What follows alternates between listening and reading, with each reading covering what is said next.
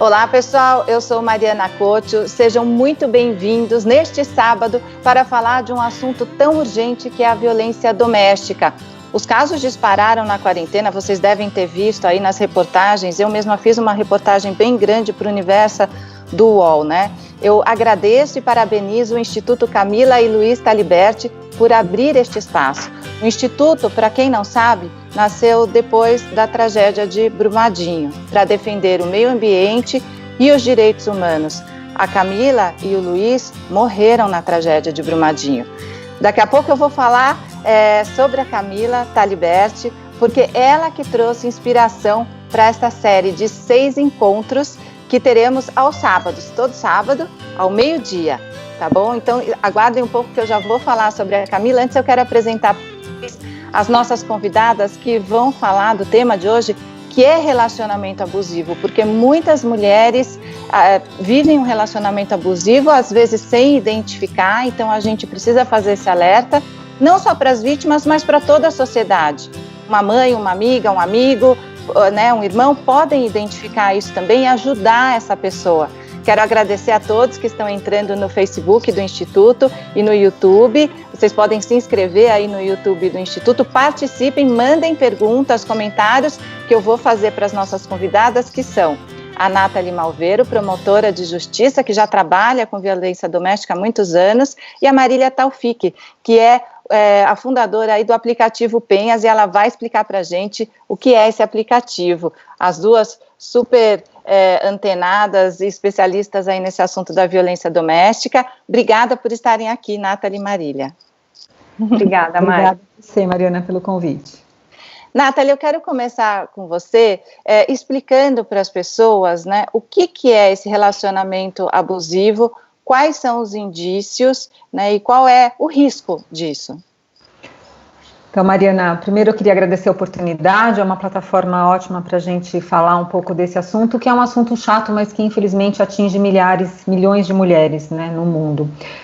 A gente tem falado muito dessa pandemia do coronavírus, né, mas quem trabalha no enfrentamento com a violência, no enfrentamento da violência contra a mulher, já conhece o que é uma pandemia, porque na verdade a violência contra a mulher é uma pandemia, é uma doença social, que acontece no mundo todo já há muito tempo e a gente tem algumas vacinas, digamos assim, né, e alguns tratamentos que a gente pode aplicar para tirar as mulheres dessa situação. Quando a gente fala em violência contra a mulher, não dá para não falar de relacionamento abusivo, porque sempre que ocorre uma violência contra a mulher, essa mulher está inserida num relacionamento abusivo. Aí a gente falou o que é o relacionamento abusivo, o que é um relacionamento abusivo. O relacionamento abusivo ele tem 3 características que são muito peculiares e que são muito frequentes. Então o controle excessivo, o isolamento e o ciúme excessivo. Né? Então o controle primeiro é aquela situação do homem que controla a mulher em todas as suas áreas. Então ele controla a hora que ela chega do trabalho, a hora que ela volta da faculdade, ela controla quem são os amigos, ele controla o uso do celular, ele controla as redes sociais, quem curtiu, quem ela curtiu, que foto que ela curtiu, por que ela curtiu, ela controla as amizades, enfim, controla a liberdade financeira dessa mulher. Então, um primeiro sinal de alerta de relacionamento abusivo é esse controle. O segundo é o isolamento. Né? O homem que envolve uma mulher num relacionamento abusivo, ele sempre leva essa mulher a um isolamento. Então, inicialmente aquela mulher ela tem amigas, frequenta a casa dos parentes, ela inicia esse relacionamento e aos poucos ele vai afastando essa mulher de todos esse relacionamento social e familiar dela. Então, como ele faz? Obviamente ele não vai chegar e falar, eu odeio sua mãe, você não vai mais na casa dela, né? Ele vai criar situações de dificuldade para essa mulher deixar de frequentar a família. Então, quando ele vai, por exemplo, num almoço de família, ele faz confusão com os cunhados, ele faz confusão com o sobrinho, ele faz confusão com o sogro, com a sogra, a ponto de ficar inviável a convivência dele naquele meio familiar. Né? E quando ele volta para casa, ele fala, tá vendo, a sua irmã me provocou. A sua irmã seu cunhado ficou me cutucando, não dá mais para ir lá, porque eu vou para lá e eu sou agredido, eu sou ofendido. Então ele acaba afastando essa mulher desse relacionamento familiar. Em seguida ele começa a afastar essa mulher do relacionamento de amigos, né? Então aquela sua amiga, aquela amiga fiel, que está com você há muitos anos, ele começa a inventar situações, né? Então, olha, essa sua amiga, não sei se ela é muito sua amiga, porque eu vi ela falando meio mal de você com a fulana de tal. Já começa a minar aquela relação. Essa sua amiga, você sabe que às vezes ela dá meio em cima de mim? Ela tem um comportamento que às vezes eu acho que ela tá dando em cima de mim. Já dá mais uma minadinha. Ou então a amiga, ela se separou, agora ela não é mais companhia para você, porque agora ela quer ficar indo em balada, ela quer ficar indo em bar. Então ele vai minando essas relações dessa mulher. Uma outra forma de minar esse relacionamento social é demonstrando afeto, né? Então o que ele faz? Puxa, você está indo para a faculdade, é tão tarde, é tão perigoso, eu fico com medo de você voltar sozinha da faculdade. Você não prefere trancar um pouco essa faculdade, enquanto a gente, daqui a pouco a gente vai morar mais perto, e aí você volta para esse curso. Ou o trabalho, por exemplo, né? Olha, você vai para esse trabalho, mas para quê? Você ganha tão pouco, a gente tem que gastar tanto para ter uma empregada, para ter uma babá, não é melhor você ficar em casa? E ele começa a isolar, então, essa mulher dessas formas. O terceiro aspecto que é muito frequente, muito recorrente no relacionamento abusivo é o ciúme excessivo, né? Claro que a gente está falando de relações de afeto e óbvio que surge o ciúme, né? A gente costuma dizer que, uma brincadeira, que o ciúme é a pimenta do amor. Um pouquinho deixa o prato saboroso, muito deixa o prato incomível, né? Intragável. E é esse o ciúme problemático, é aquele ciúme que impede a mulher de fazer qualquer atividade da vida dela. Ela começa a pensar antes de fazer. Então ela abre o guarda-roupa para se vestir de manhã, ela começa a pensar em que roupa ela vai vestir, porque dependendo da roupa, aquilo pode causar um problema no relacionamento, né? Ele vai brigar com aquele vestido, vai brigar porque ela botou aquela blusa. Ela sai para trabalhar e ela tem receio com quem ela vai conversar e com quem ela vai trocar mensagem e a forma como ela vai trocar essas mensagens, porque às vezes uma brincadeira inocente com um colega de trabalho, se o marido pega ou se o companheiro pega aquele celular e aquela mensagem, pode virar uma briga enorme, né? Então... Não, e esse homem faz tudo parecer que é um cuidado, então a mulher não consegue identificar o que tem por trás, né, Nathalie? Exatamente, e a coisa vai num crescente, né? Eu costumo falar que, obviamente, ninguém conhece o homem abusivo numa balada e ele te agride naquele dia e você começa a sair com ele. Não, né? No primeiro dia ele é muito sedutor, ele é muito educado, ele é muito cuidadoso, ele demonstra todo esse controle, esse ciúme, ele vem revestido de sedução, de eu te amo, eu gosto de você, eu estou cuidando de você, né? E esse comportamento encaixa muito num comportamento da mulher que foi criada para ser a cuidada, né? Ela foi criada para ser a princesa que fica em casa, que o homem vem e salva, né? Que o príncipe vem com um beijo amoroso, ele salva ela daquele sono eterno. Então isso encaixa na nossa história de educação, né? Nathalie, daqui a pouco você pode até falar um pouco mais da questão da dependência que essa mulher cria, né? Porque ela é uma dependência, muita gente fala, uma dependência financeira, tem gente que fala, a mulher gosta, que é um absurdo, né? A mulher gosta disso, gosta de ser agredida, de apanhar, mas a gente sabe que tem a dependência emocional, por isso que muitas vezes tem mulheres super independente profissionalmente, que executivas, médicas, advogadas, que a gente vê que também são vítimas da violência. Antes, vamos falar com a Marília. Marília, daqui a pouco você vai falar do Penhas, mas vou pedir para você, como a gente está falando aí também do relacionamento abusivo, eu sei que você e a Nathalie também participaram da elaboração da cartilha Namoro Legal, né, do Ministério Público. Conta um pouco o que é essa cartilha para a gente. A cartilha, ela tem como objetivo falar com meninas, com adolescentes principalmente, para mostrar quais são esses sinais dos relacionamentos abusivos, quais são essas normas, né, que a gente pode dizer, essas normas de gênero, né, de certa forma, que faz com que a gente entenda e compreenda o que são os comportamentos desses jovens que também podem estar caminhando para esses relacionamentos. E aí mostrar, como a doutora Nathalie bem colocou, que a menina ela não precisa ser a princesa, o menino ele não precisa ser o super protetor, né, que existem diversos papéis aí na sociedade que a gente pode exercer livremente e construir relacionamentos que sejam realmente saudáveis. o que é muito bonito na cartilha, e a doutora Valéria Scaranci, que é a grande idealizadora desse projeto, né, promotora de justiça e coordenadora do Núcleo de Gênero do Ministério Público de São Paulo, o que é muito bonito na cartilha é que em nenhum momento a gente utiliza a palavra violência para falar com essas adolescentes.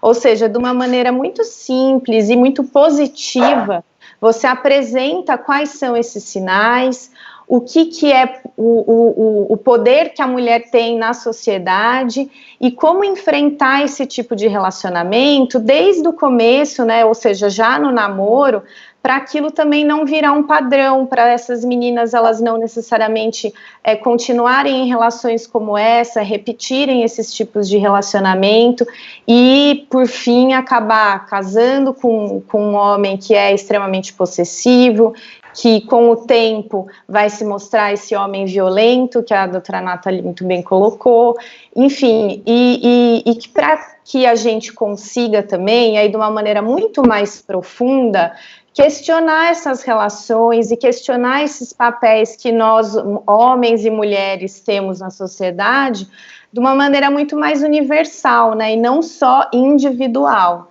Então, eu sempre digo, e aí é um trabalho que eu acho que é um trabalho que nós, no feminismo, a gente faz muito isso, tratar do grande obstáculo que a gente tem na sociedade, que é um obstáculo cultural mesmo, né, de tratar de violência de gênero, é falar sobre esses papéis que homens e mulheres têm na sociedade, e é falar sobre a gente poder ser livre, da gente poder escolher o que a gente quiser, a gente poder escolher a roupa que a gente quer usar, poder escolher as amigas que a gente quer ter, os amigos que a gente quer ter, enfim, e não precisar exercer conforme aquilo que os homens dizem que é correto.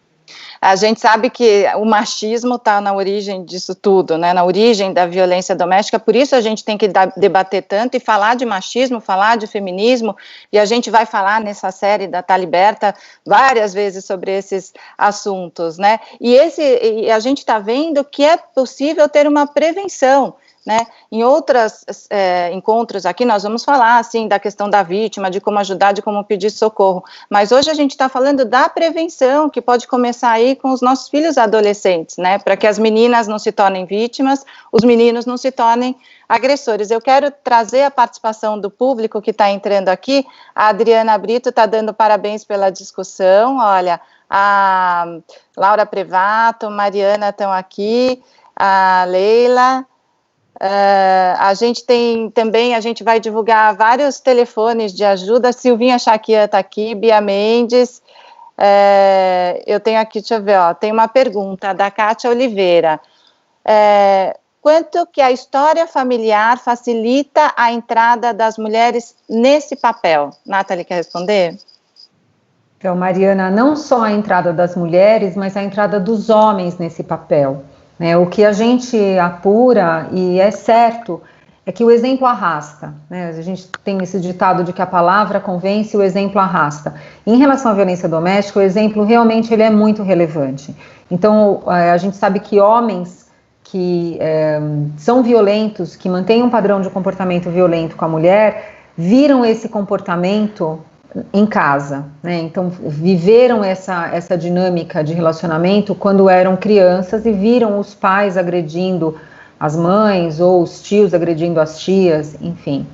E as meninas da mesma forma, meninas que vivenciam um relacionamento abusivo, que veem a mãe ser agredida, elas têm uma propensão muito maior a se tornarem mulheres que virão a ser agredidas. É a forma como elas aprenderam que o relacionamento funciona, né? E não é só agressão física, né, Nathalie? Às vezes é aquela agressão psicológica e emocional que é mais sutil, né?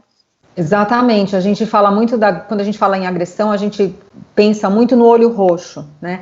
Mas antes disso, ou concomitante a isso, há uma agressão psicológica enorme, que é esse controle, essa vida enclausurada dentro de si mesma, né? As mulheres relatam muito quando elas falam de relacionamento abusivo, essa sensação de montanha-russa, né? Que um dia tá maravilhoso, como quando o carrinho da montanha-russa vai subindo e a gente vai sentindo aquele friozinho na barriga, fala, ai que gostoso, vou chegar lá no alto, vou ter aquela vista linda, né, do parque de diversões onde eu tô. Mas a gente, ao mesmo tempo, sabe que o carrinho vai cair, né? E que vai vir aquele aperto, aquele frio no estômago, na boca do estômago. É o que as mulheres que sofrem violência doméstica, e aí agressão física ou agressão psicológica, sentem, né?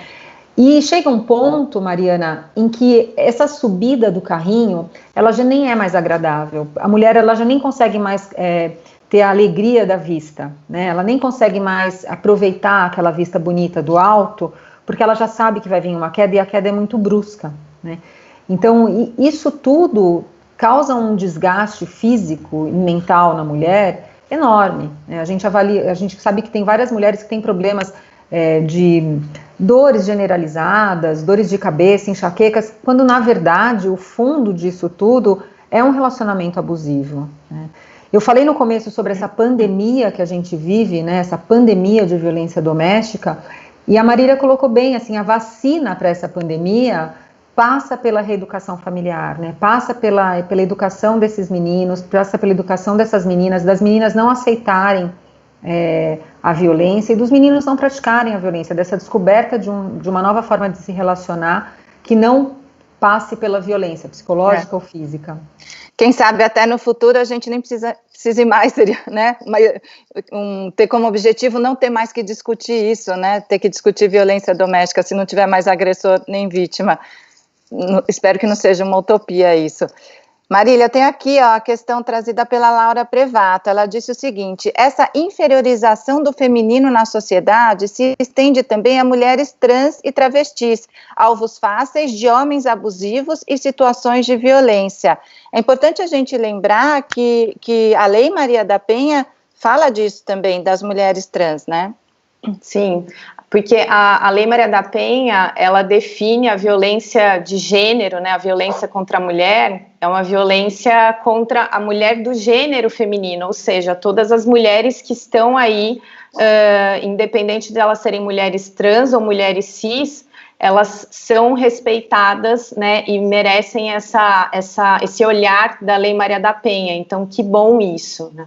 Uhum. E é importante levantar essa questão exatamente por conta dessa conscientização que a gente está falando, né, sobre o tal do obstáculo cultural que eu comentei, que é em relação aos estudos de gênero, sobre o que é gênero, sobre o que é, no caso, quais são essas regras que enquadram no que é certo e no que é errado para ser homem e para ser mulher.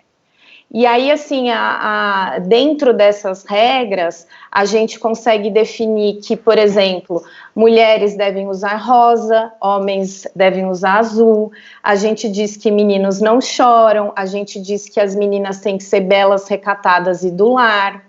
E tem um conceito que a Judith Butler, né, que é socióloga, e que ela traz sobre gênero, que ela fala sobre vidas precárias, que são exatamente a vida dessas pessoas que são enquadradas dentro dessas normas como pessoas ainda mais em crise, que são, por exemplo, as mulheres trans, porque imagina, se você está fazendo uma transgressão em ser mulher e usar uma roupa azul, imagine você nascer com um corpo no sexo masculino e você se identificar como uma mulher. Então, assim, essas mulheres, elas são agredidas não só dentro desses relacionamentos, mas elas são também muito agredidas pela sociedade, e por isso que o nosso papel é acolhê-las, né?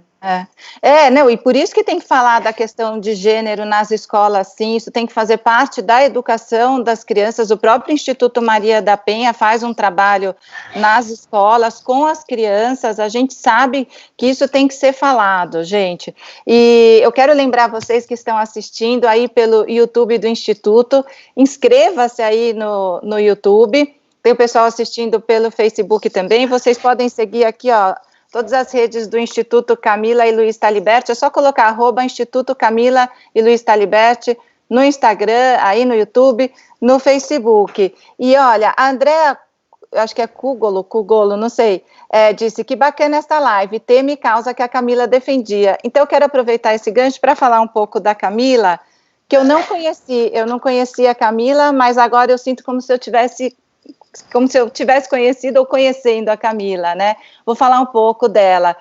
Para quem ainda não conhece o Instituto, Camila e Luiz Taliberti, eles são filhos da Helena, enteados do Wagner, e eles morreram na tragédia de Brumadinho.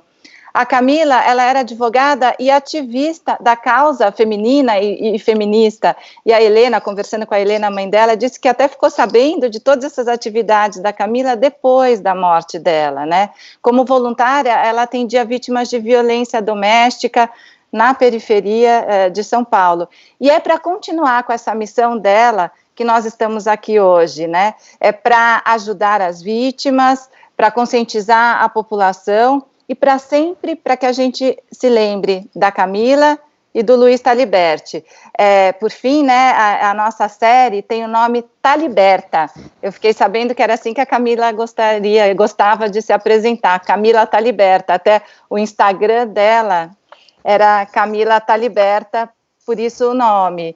Então, o Instituto, ele trata de meio ambiente, mas dos direitos humanos, né? E falar de violência doméstica é, acima de tudo, a gente falar dos direitos humanos das mulheres. Marília, você quer falar um pouquinho do aplicativo do Penhas? Sim, claro. Nossa, eu fiquei emocionada com a história da Camila, muito bonito. Que bom, que feliz da gente estar aqui, que importante fazer isso em nome dela, né?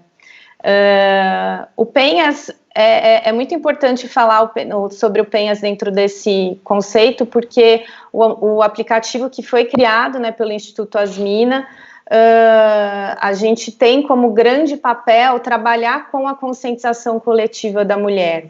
E o aplicativo, ele trabalha dentro de 3 frentes, com a conscientização, com a criação de uma rede de apoio, de acolhimento, e também com a possibilidade da mulher pedir ajuda. Então, tem uma área ali em que a mulher tem acesso a notícias sobre violência contra a mulher, ela tem acesso a essa compreensão, né, que a gente está debatendo aqui sobre os tipos de violência, sobre o que é relacionamento abusivo, sobre os direitos dela. Tem também um mapa das delegacias da mulher de todo o Brasil, que ela pode traçar a rota até a delegacia mais próxima, e também aos pontos de apoio das mulheres, os pontos oficiais, que foi criado pelo mapa do acolhimento, que a gente colocou também ali dentro do Penhas. E também tem um quiz onde a mulher pode identificar se ela está ou não num relacionamento abusivo. A área de acolhimento é onde a mulher pode conversar com outras mulheres, porque é um espaço que a gente acredita que ao dialogar e ao contar suas histórias, a mulher ela pode pedir ajuda e também pode se identificar na história de outra mulher. Talvez estejam aqui nos assistindo hoje muitas mulheres que fazem parte de um grupo do Facebook que trata de relacionamento abusivo, e a gente sabe o quanto é importante essa palavra e o contar a sua trajetória. E por último, ela tem também um espaço onde ela pode pedir ajuda, que é um botão de pânico, onde ela cadastra até 5 pessoas de extrema confiança dela, e quando ela realmente precisa de ajuda, ela pode acionar essas pessoas. E que são os guardiões dela. E é esse o botão de pânico que a gente também tem falado muito nesse momento de isolamento, porque é uma das formas, a tecnologia se mostra nesse momento de pandemia como uma das formas de ajudar essas mulheres, né? E o botão de pânico está ali para isso. A gente sabe também que muitas mulheres, infelizmente, elas não querem denunciar os seus agressores por conta da relação, dos laços e de tantas outras questões sociais envolvidas aí. Então, ter a possibilidade de não necessariamente acionar a polícia, que também é importante, mas talvez ela não queira, é uma forma da mulher ser protagonista da sua própria história, ela que está escolhendo o que ela quer fazer. A gente agora nesses últimos 2 meses, né, desde o início da pandemia até aqui, o Penhas teve um aumento de 43% de mulheres que entraram no aplicativo, o que demonstra que realmente elas estão precisando desse espaço de entendimento, desse espaço de diálogo e desse espaço de pedir ajuda de outras formas também. Então, para quem não conhece, eu até falo para baixar o Penhas, porque não só as vítimas podem utilizá-lo, mas mulheres que querem ajudar outras mulheres entram ali para conversar com elas ou simplesmente para entender o que é o relacionamento abusivo, e também contem para as outras pessoas da existência do app. E pode baixar de qualquer celular e é gratuito, né? Qualquer celular, é gratuito. O app também, ele é leve, né, para que você não ocupe muito espaço no seu celular. Então, facilmente é possível baixá-lo. Nathalie, o que a gente vê muito são as pessoas ainda dizendo, eu não vou me meter ali na briga daquele casal, porque é sempre assim, eles brigam e ela volta, eu já tentei ajudar, agora não faço mais nada, ou vizinhos ficam com medo de denunciar, alguma coisa assim, né? A gente sabe, inclusive, que omissão de socorro é crime.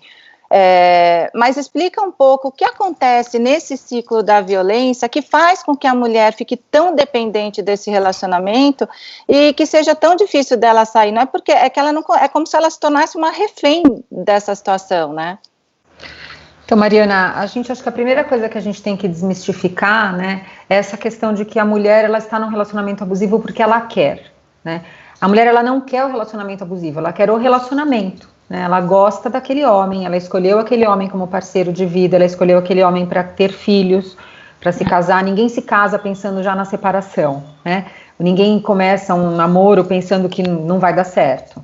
Então, essa mulher, ela vai sendo envolvida nesse relacionamento. E quando ela se dá conta, ela já está no relacionamento abusivo, né? Quando ela se dá conta, porque o maior problema do relacionamento abusivo é que a mulher, ela demora muito para se ver como vítima. A mulher, ela se culpabiliza muito do motivo das brigas e até por conta das agressões. O que a gente mais ouve na promotoria de justiça é: doutora, ele me agrediu, mas naquele dia eu queimei o feijão. Bom, mas ainda que a senhora tivesse queimado o feijão de propósito, né? Enfim, então a mulher, ela sempre dá uma justificativa para essa conduta masculina. Então, acho que o primeiro ponto é esse: a gente não julgar essa mulher e não colocá-la como culpada, né, de estar sofrendo esse relacionamento abusivo. Porque, primeiro, ela não se identifica como vítima, segundo, ela mesma já se coloca como culpada. Depois, a mulher se vê numa situação de muito isolamento, como eu coloquei, ela não tem para quem pedir ajuda. Então, se é que uma vez ela pediu ajuda para a família e depois voltou nesse relacionamento com esse homem, a família fala: então agora eu já não ajudo mais. Eu ajudei uma vez, ela voltou, então agora ela gosta de apanhar, eu não ajudo mais. Então, cada vez ela vai se sentindo mais solitária, mais sozinha. Um outro fator que é muito relevante para a gente avaliar o porquê dessa mulher não sair do relacionamento abusivo é o medo, né? A mulher que sofre um relacionamento abusivo, ela tem muito medo desse homem. E esse medo é real, né? E ela tem razão de ter esse medo. Porque o rompimento do relacionamento abusivo é um momento de maior risco para uma mulher, né? A gente tem estatisticamente comprovado que o ano seguinte ao rompimento do relacionamento abusivo é um ano de maior risco de vida para uma mulher. Então, a gente está acostumado a falar para as nossas filhas, né, nós mães de meninas, falar para as nossas filhas tomarem cuidado com o beco escuro, tomar cuidado com o desconhecido, tomar cuidado para andar à noite na rua, mas na verdade a gente tem que falar para essa menina tomar cuidado quando ela fecha a porta de casa, porque se ela estiver num relacionamento abusivo, esse risco de vida para ela é muito grande. Então, como que nós acessamos essa mulher, né? Como uma mulher sai desse relacionamento abusivo? Ela tem que ter um plano, Mariana, e ela tem que ter ajuda. Sozinha é muito difícil ela conseguir sair desse relacionamento abusivo, porque ela está muito vulnerável quando ela está no relacionamento abusivo. Então, primeiro, ela se identifica, né, quando ela começa a perceber que tem alguma coisa de errado, que ela não é mais a mulher que ela era, que ela não é mais feliz, que ela não tem mais alegria de fazer as coisas normais, de ir na casa da mãe, de visitar uma amiga, de visitar uma irmã. Quando ela percebe que ela está numa situação dessas, ela tem que começar a procurar ajuda. Ela tem que se reconectar com a rede de apoio dela, ela tem que se reconectar com a família, ela tem que ter uma amiga confidente para quem ela vai, então, combinar uma palavra de código com essa amiga para, na hora de uma emergência, essa amiga socorrê-la, né? Ela tem que procurar ajuda, às vezes, psicológica, né? Então, ela pode procurar o serviço da rede de assistência para conseguir se fortalecer. Ela vai fazer um caminho, assim como ela não entrou de uma hora para outra no relacionamento abusivo, assim como aquele relacionamento não passou de uma hora para outra, né? Não é que ela conheceu esse homem já abusivo e começou a se relacionar com ele, ela foi numa escala. Ela tem que descer essa escada de volta, né? Então ela tem que se reconectando com tudo isso que ela foi perdendo pelo caminho. Os serviços da rede ajudam muito, então o serviço de psicologia, o serviço da rede de assistência financeira, às vezes a mulher pode entrar num programa de assistência financeira que fortaleça ela financeiramente, ela possa deixar esse relacionamento. Então, todos esses aspectos têm que ser trabalhados para que a mulher consiga sair. Agora, existem situações que são de emergência, né? Então, agora, a gente, por exemplo, em casa, trabalhando em teletrabalho, né? Nós estamos aqui mais tempo dentro da casa. Antes eu saía de manhã e voltava à noite, agora eu estou o dia inteiro aqui. Eu ouço os vizinhos, né? Você começa a ouvir o que está acontecendo. E eu acho que a gente tem que parar essa história de que a gente não tem responsabilidade na agressão, né, que a gente está ouvindo.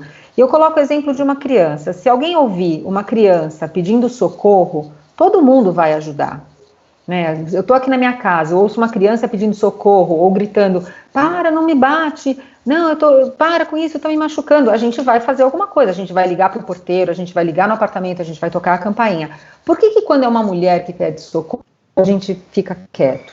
Por que quando é uma mulher que pede socorro, a gente acha que o problema não é nosso? Né? Essa mulher está numa situação de vulnerabilidade como uma criança está na situação de vulnerabilidade. Né? Ela, por mais que ela seja uma mulher, por mais que ela seja às vezes independente financeiramente, tem alguma questão ali que está fazendo com que aquela mulher permaneça naquele relacionamento. Então, em situações de emergência, o que a gente tem que fazer é acionar a polícia militar, é ligar no 190. Né? Você não vai ser, prejudicado em avisar. O que você vai falar é o que você está ouvindo. Olha, eu estou ouvindo aqui uma gritaria nos meus vizinhos, tem uma mulher pedindo socorro. Você está relatando aquilo que você ouviu. Se depois a polícia chegar lá e não for bem isso, eles estavam brincando, era um filme, não tem problema. Você ouviu aquilo e você relatou aquele fato para a autoridade. Então, nesse momento de pandemia, ainda mais ainda quando nós estamos em casa e nós estamos ouvindo o que está acontecendo no vizinho, é sim nossa obrigação como cidadão acionar a polícia. Não sejamos coniventes com isso, né? Eu quero trazer o comentário da Luciana Taliberti, acho que a Marília pode comentar, que vem dentro disso que a Nathalie estava falando agora. Ela diz o seguinte: suspeito que a funcionária que trabalha na minha casa sofre de violência doméstica, mas ela nega. Como posso ajudá-la? Os vizinhos já chamaram a polícia e ela nega a agressão. É uma situação terrível. O que você acha, Marília? A verdade é que, assim, existem ainda muitos obstáculos que fazem com que as mulheres neguem e não queiram denunciar, tenham medo desse homem. Eu acho que, antes de mais nada, ela precisa conversar com essa mulher, conversar por muito tempo, conquistá-la mesmo no diálogo, conquistar a confiança dela, para entender até que ponto é possível ter a certeza de que é isso mesmo que está acontecendo e para, enfim, orientá-la qual é o melhor caminho. Porque, assim, tem mulheres que não querem chamar a polícia na sua casa. Tem mulheres que têm medo de de passarem de vítimas a réus, porque muitas mulheres, elas chegam na delegacia ou mesmo no sistema de justiça e elas são questionadas sobre aquilo que elas estão contando. Tem mulheres que têm medo da família também, porque a família não quer que ela se separe, os filhos não querem que ela se separe, enfim. O que a gente precisa é conversar, a gente precisa mostrar que aquela mulher pode confiar na gente, para entender o que ela está passando. Cada história é diferente. O que a gente tem como padrão é o machismo, isso é um padrão. A gente precisa falar disso universalmente para combater, enfim, os vários tipos de violência e de desigualdade que a gente tem como sociedade. Agora, quando está se tratando daquele caso específico, a gente precisa conversar, compreender, para entender qual é o melhor caminho para essa mulher. Uhum. Eu quero lembrar vocês que estão aí nos assistindo pelo Facebook, pelo YouTube do Instituto Camila e Luiz Taliberti, que vocês podem se inscrever no canal. Hoje é o primeiro episódio dessa série de 6 programas que a gente vai fazer, série Taliberta, para falar sobre violência doméstica. E agora, aproveitando o que a Marília falou, eu quero trazer a participação dos homens. Tem um pai aqui, viu? Olha, Marília e Nathalie, o Iberê Bandeira de Mello disse o seguinte: como pai, como eu ajudo meu filho a não cair no lugar comum de ser abusador ou criar um relacionamento abusivo? Eu sei que a Nathalie tem filho menino também, como eu, né, Nathalie?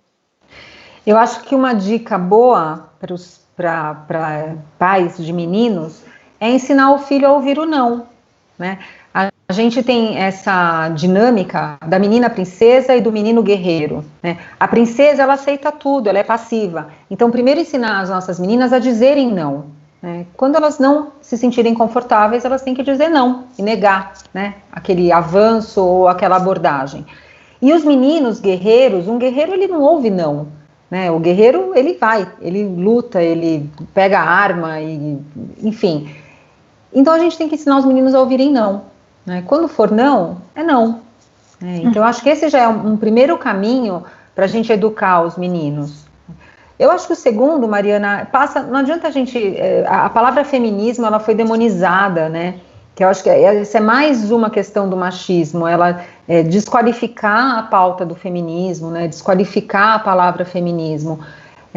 Feminismo é igualdade de direitos. As mulheres feministas, elas querem uma igualdade de direitos em relação aos homens. Elas querem poder as mesmas coisas que os homens podem. Elas querem fazer as mesmas coisas que os homens fazem, né?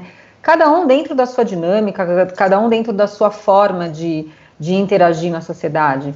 E eu acho que talvez passe por essa questão também, a educação dos meninos, né? A educação de igualdade, que são todos iguais. Você criando um menino, aprendendo a ouvir o não, e respeitando a igualdade entre mulher e homem, dificilmente ele vai ser um autor de violência contra a mulher, né? E o terceiro ponto, aí é o exemplo mesmo, né? Aquilo que eu falei no começo, que o exemplo arrasta.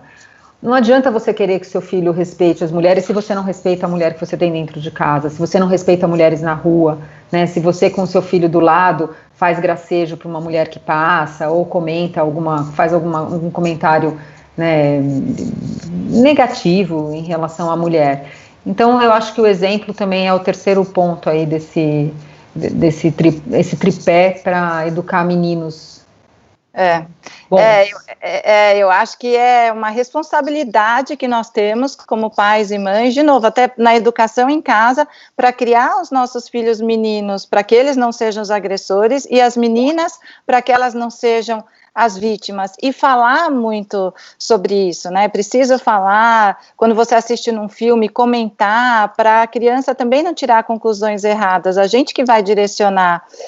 Olha só, quem está assistindo a gente pelo YouTube é a comandante Elza Paulina de Souza, comandante da Guarda Civil Metropolitana, que vai estar com a gente, inclusive, no sábado que vem. E aliás, hoje, Mariana, a gente está completando aniversário do projeto Guardiã Maria da Penha. Eu recebi pelo meu Facebook a fotinho lá da primeira patrulha Maria da Penha. Começou a funcionar no dia de hoje, acho que no ano de 2016, se não me engano. Olha, que legal, um trabalho super importante. A gente vai falar na semana que vem, porque esse projeto Guardiã Maria da Penha da Guarda Civil Metropolitana de São Paulo, inclusive é o que faz cumprir as medidas protetivas, né?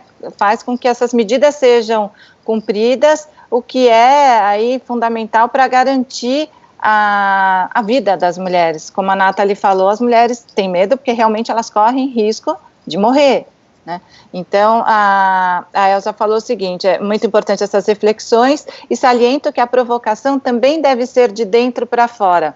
Começar em mim a transformação. Bem legal isso, né? A Adriana Góes diz que a Camila Taliberti, ou Taliberta, nos inspira a discutir tudo isso. Gratidão, Camila. Taliberta, adorei isso. E tem agora aqui a pergunta da Cecília Pires. O que fazer quando decidimos denunciar para a polícia pensando em ajudar, mesmo a mulher negando a situação? Pode piorar a situação dela, isso?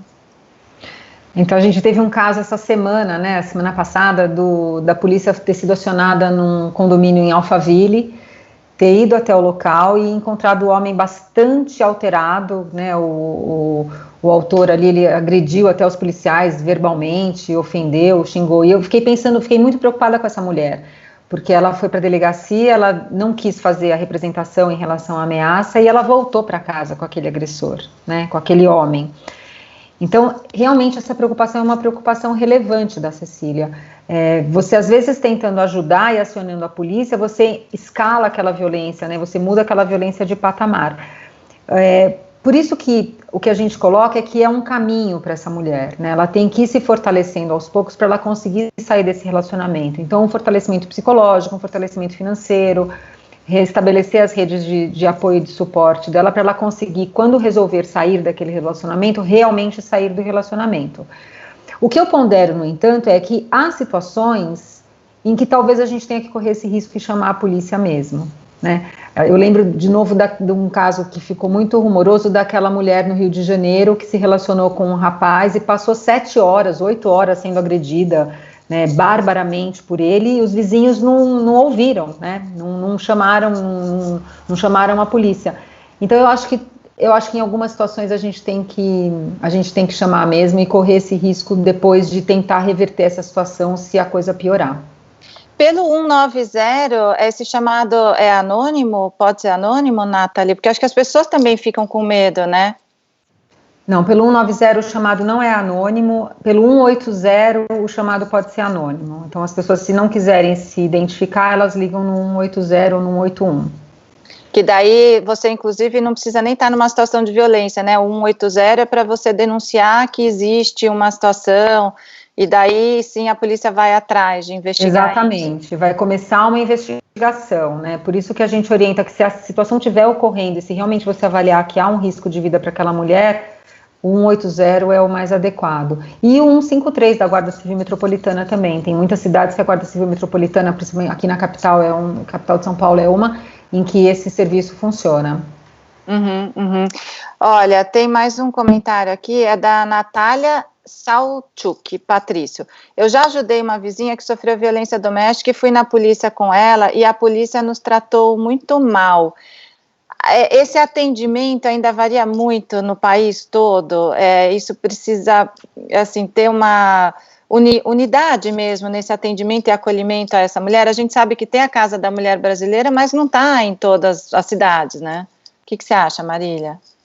Sim, eu acho que assim, vale a gente até destacar um trabalho que o próprio Ministério Público vem fazendo em São Paulo e tem outros estados também que fazem isso, que é um trabalho de conscientização da rede, né, que a gente chama, ou seja, as pessoas que trabalham com essas vítimas de violência, elas precisam ser orientadas, educadas sobre o que é a violência de gênero. Porque, infelizmente, nesses ambientes de atendimento às mulheres, muitas vezes o que se faz é manter essa cultura de crítica, de julgamento a essas mulheres. E aí, como o caso que ela colocou, desculpa, eu esqueci o nome dela. A Natália. Então, esse exemplo que a Natália deu, infelizmente, é muito comum. Então, a gente precisa, e isso está previsto na Lei Maria da Penha, a gente precisa orientar todas as pessoas que trabalham com as vítimas de violência sobre como deve ser esse atendimento, como deve ser a orientação a essa mulher. E aí eu destaco o seguinte, as delegacias da mulher, né, então, que fazem esse atendimento que é direcionado para as vítimas de violência, elas são espaços, ou deveriam ser espaços de excelência para esse atendimento, mas todas as delegacias, independente de serem DDMs ou não, deveriam estar preparadas para isso. E eu acredito que, como sociedade, a gente, então, também tem que cobrar políticas públicas que trabalhem nesse sentido de educação dessas pessoas que fazem esse tipo de atendimento. E se existe um atendimento mal feito, se essa mulher passou por um processo de revitimização, se essa mulher passou por um processo de nova violência, que é o que a gente chama de violência institucional, né, que são ou a polícia ou justiça, enfim, que acaba julgando essas mulheres, esses casos também podem ser denunciados, né? Também podem ser denunciados, por exemplo, para o Ministério Público, acho que aí a doutora Nathalie pode até falar melhor sobre isso, mas a gente pode também não se silenciar diante de uma situação como essa. Uhum. Eu quero lembrar vocês que a conversa de hoje, a gente está falando mais aí sobre relacionamento abusivo, né, nessa situação de violência doméstica. Estão comigo a promotora de justiça Nathalie Malveiro e a Marília Taufik, que é uma das idealizadoras aí do aplicativo Penhas. Lembrando para vocês que esse encontro, esse nosso bate-papo, vai ficar nas redes do Instituto Camila e Luiz Taliberti. Vocês todos podem compartilhar bastante, porque a gente está aí fazendo um trabalho de formiguinha de conscientização da população mesmo. A gente tem mais alguns minutinhos, eu acho que dá tempo para eu ler mais 2 perguntas, 2 comentários aqui, e daí a gente já faz o nosso encerramento. Olha, a Maria Eunice diz que tem pensado muito na situação das mulheres nas áreas rurais, que é mais complicada de fato, né, porque não tem tantos serviços perto para pedir ajuda e muitas moram até isoladas fisicamente, né. E tem uma pergunta da Marta Cajado, Nathalie, olha, como consertar o parceiro? É possível consertar o parceiro também, né, se a mulher tem medo, ela pode tentar falar com algum amigo daquele marido, como é que faz em relação a isso? Mariana, é possível, mas a gente precisa pensar sempre que ele vai ter que passar por uma ajuda profissional. A gente tem esse mito, essa história da princesa que beija o sapo e ele vira príncipe. E a gente brinca que tem mulher que passa a vida inteira beijando sapo, ele nunca vira príncipe. Né? Ou então da Bela e a Fera, que a Bela, com o seu amor maravilhoso, transforma aquele homem, né, aquela fera num homem, num príncipe encantado. Isso, infelizmente, não é assim. O amor consegue muita coisa, mas isso não consegue. Então, esses homens, eles têm recuperação, mas eles têm que passar por uma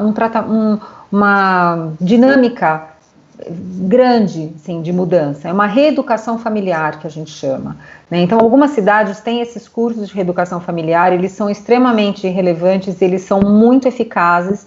Os índices de reincidência são muito baixos de homens que passam por esse tipo de curso de reeducação, e então é muito relevante.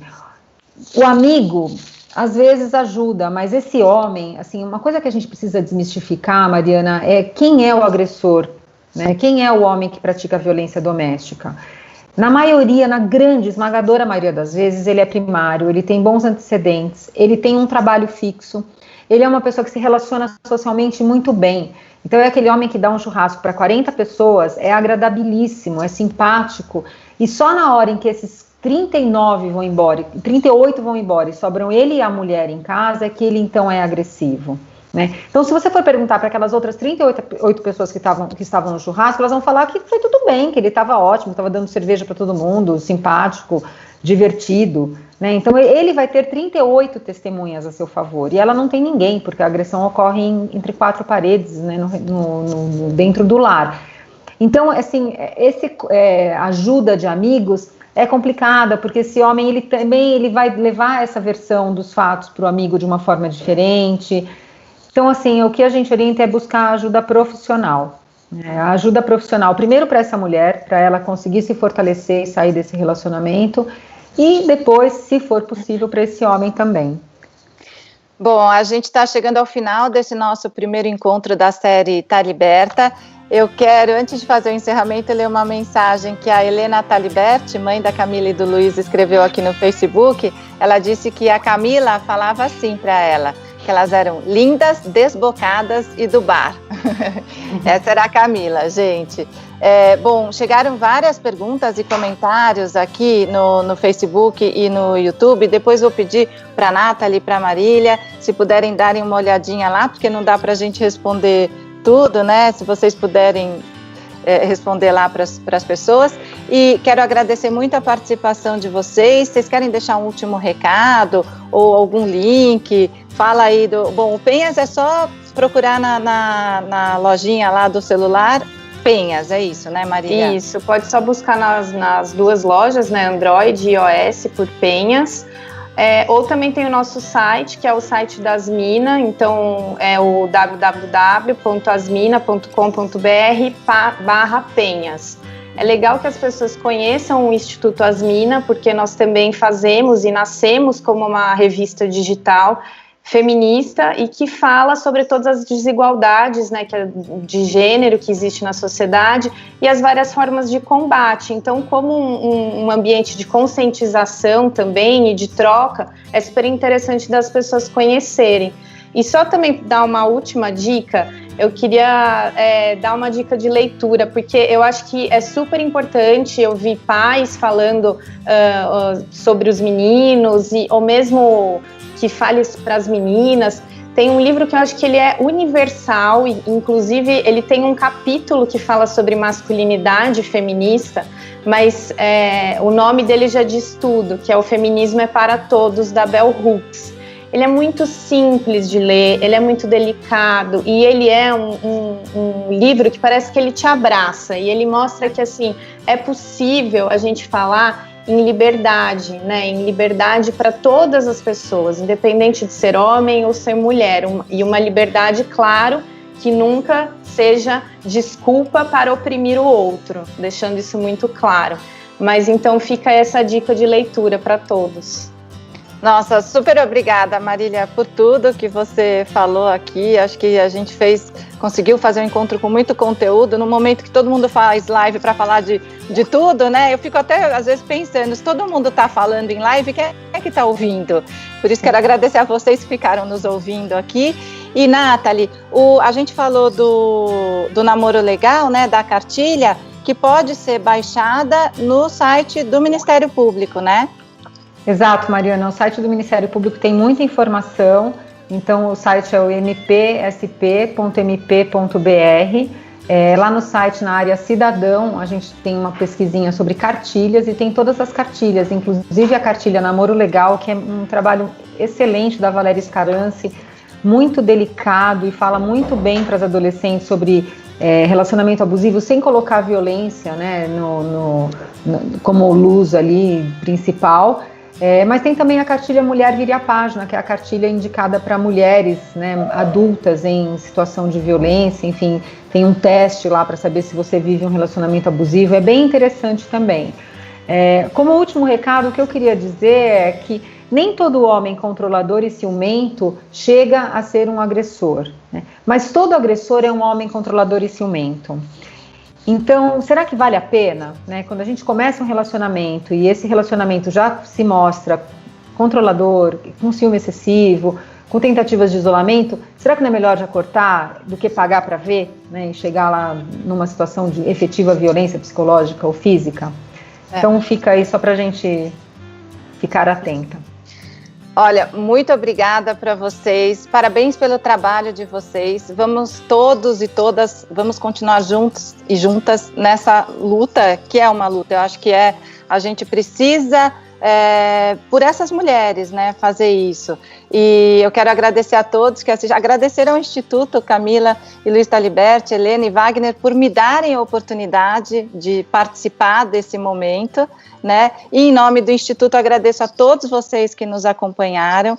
Quanto mais vocês puderem compartilhar isso, mais né, a gente tenta alcançar mais pessoas, principalmente as vítimas, para ajudar de verdade. Então, esse foi o primeiro encontro da série Tá Liberta. Lembrando a vocês que nós temos mais 5 encontros, pelo menos nesse primeiro momento. Na semana que vem, sábado, ao meio-dia, espero vocês aqui novamente no Face e no YouTube do Instituto. Nós vamos falar sobre como a mulher deve denunciar e o que fazer para se proteger, para garantir a sua segurança, né? Eu vou receber a comandante Elza Paulina de Souza, que que é comandante da Guarda Civil Metropolitana de São Paulo. Olha que legal, depois de 30 anos, nós temos uma mulher comandante da Guarda, e também vai estar com a gente a promotora Juliana Tocunduva, que é promotora da Casa da Mulher Brasileira. Então, a gente vai explicar como é que funciona a Casa da Mulher Brasileira, tá bom? Esse programa vai ficar gravado nas redes, então vocês vão poder rever, porque acho que tem muita informação aqui para ser até digerida, tem muito serviço. Lembrando os telefones, que até a Nathalie já falou, 190 numa situação de emergência para chamar socorro da polícia, ou 153 para chamar o socorro da Guarda Civil Metropolitana, e o 180 que você pode fazer uma denúncia anônima. Muito obrigada a todas, um ótimo sábado para vocês. Beijo para todos e todas. Tchau.